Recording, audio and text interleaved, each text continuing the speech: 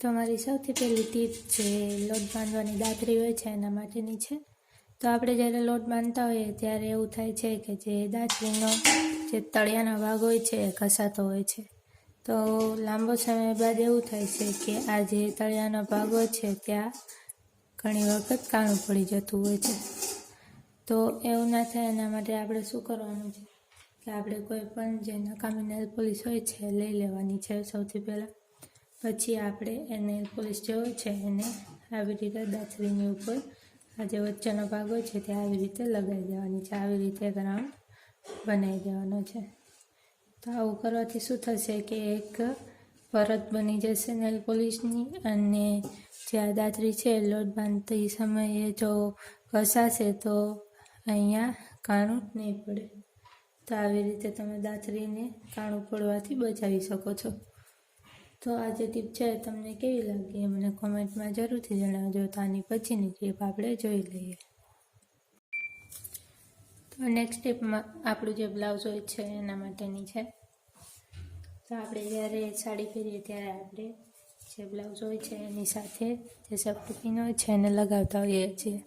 તો ઘણી વખત એવું થાય છે કે જે આ સેફ્ટી પિન છે એ બ્લાઉઝની સાથે આવી રીતે થઈ જાય તો ઘણી વખત જે સેફ્ટી પિન હોય છે નીકળતી નથી અને આપણું જે બ્લાઉઝ હોય છે ફાટી જાય છે।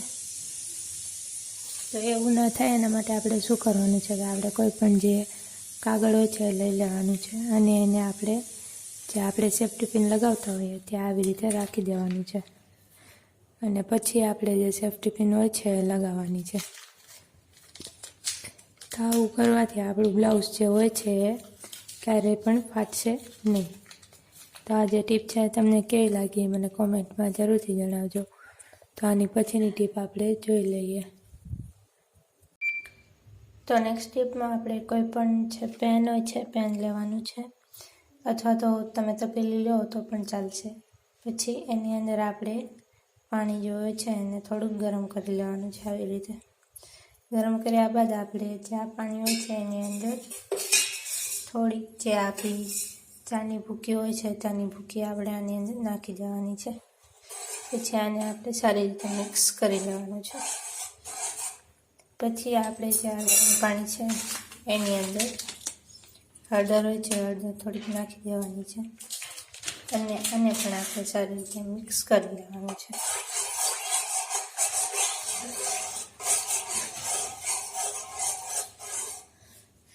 તો આ જે સોલ્યુશન છે એને આપણે શું કરવાનું છે, આપણે આને આપણું જે સિંક હોય છે એની અંદર નાખી દેવાનું છે આવી રીતે।